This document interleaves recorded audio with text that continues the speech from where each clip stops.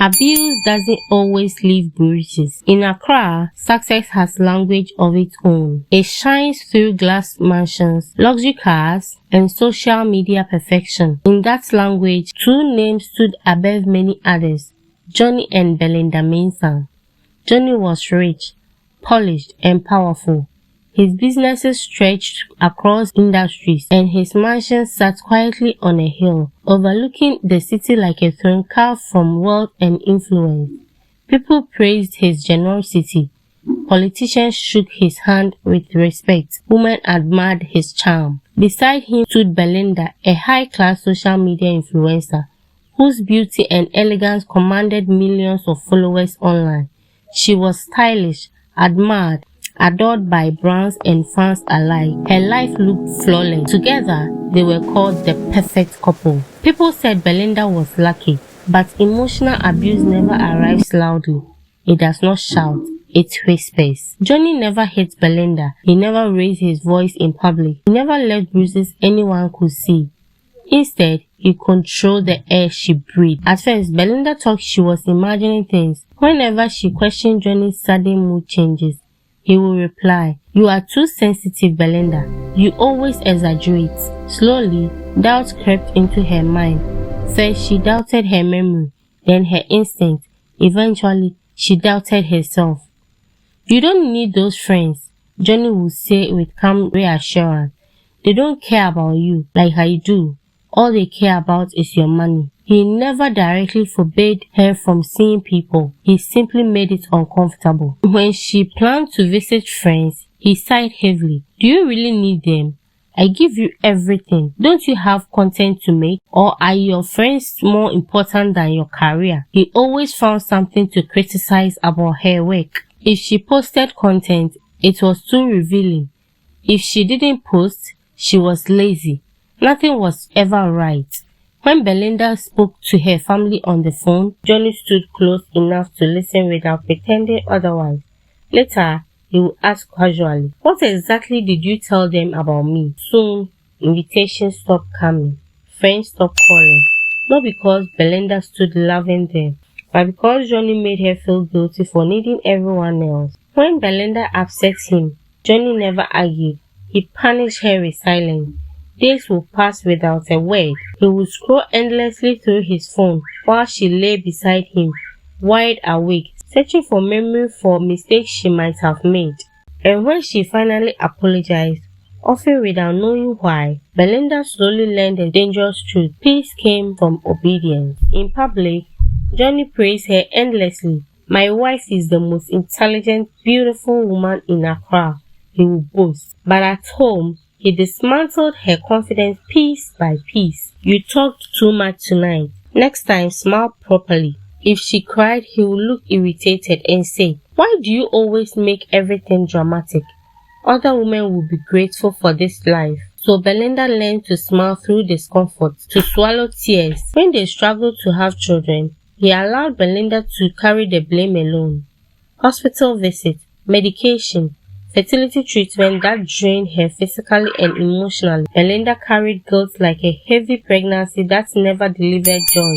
One stormy evening, after returning from a charity event, thunder roared across Accra. Lightning flashed against the glass walls of the mansion. Belinda paced nervously in the grand living room, her chest tightening with every step.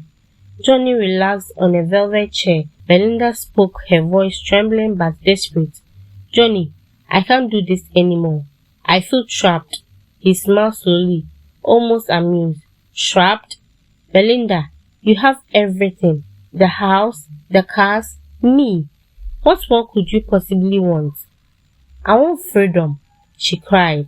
"I want to live without constantly fearing you." "Fear keeps people alive, Belinda. Do you think you can walk out of here and nothing will happen?" "I just want to live, please," she said.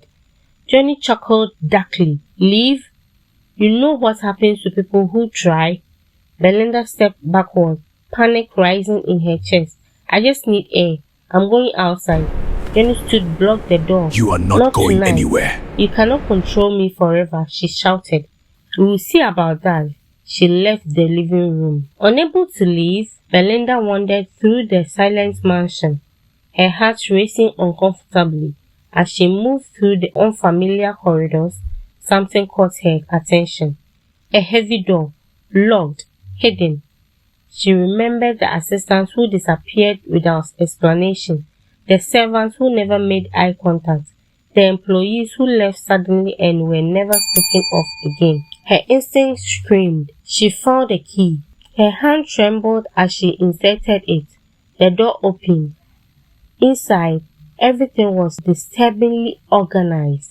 Files lined the walls neatly. Photographs of smiling women stood beside Johny, women who looked happy, just like she did, each file containing chilling notes. Belinda's body trembled violently. Audio recordings played softly. If she becomes difficult, remove her quietly. Cabinet displayed abandoned phones, jewelry, and passports. Proof that these women did not live. They were erased. Belinda took pictures of some evidence. Then Belinda saw it.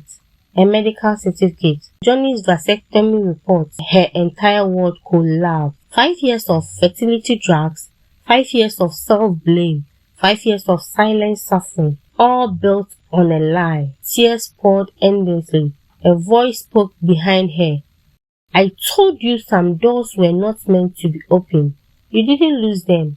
You erased them. Johnny's expression remained calm. You have everything. Don't resume by asking questions. She ran blindly into the storm. Johny laughed from the doorway. She will not survive. She cannot go far.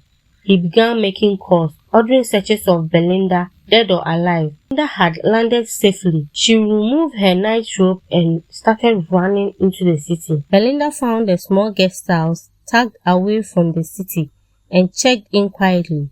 The same night, she reached out to her most trusted vendors. Fresh clothes were delivered to her. She was a socialite after all, heartbroken, exhausted, but still unwilling to let sorrow strip her of dignity. Even in pain, she had to look good. By sunrise, she reached her friend Ajwa, a fearless journalist known for exposing powerful secrets. Belinda collapsed into her arms, shaking uncomfortably. He will kill me, she whispered. Please help me. Through tears and fear, she handed over the evidence. The truth exploded across Accra. The files, the recordings. Police raided Johnny's mansion and arrested him.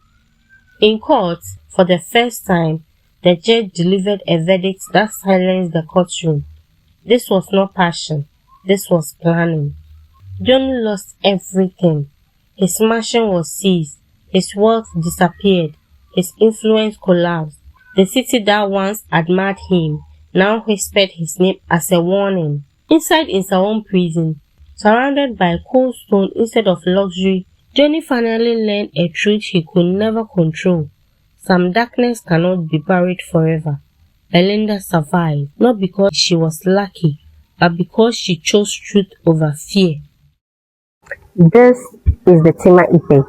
Emotional manipulation is still abuse, even when wrapped in luxury, gifts, or marriage.